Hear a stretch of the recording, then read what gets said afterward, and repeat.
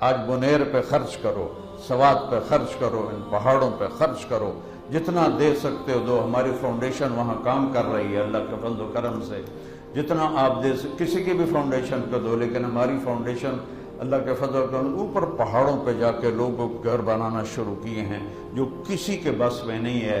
اللہ تعالیٰ نے ہمیں توفیق دی ہے کہ میرے رب نے ایک چھوٹا سا الارم دیا، لیکن ایک خوشخبری سنو۔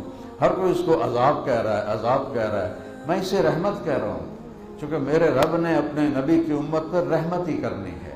دیکھنے میں یہ عذاب ہے، 600 تو اخبار کی خبر ہے، میڈیا کی خبر ہے، وہ ہزاروں گئے ہیں، لیکن خوشخبری ہے یہ سب شہید ہیں، یہ سیدھے جنت میں گئے۔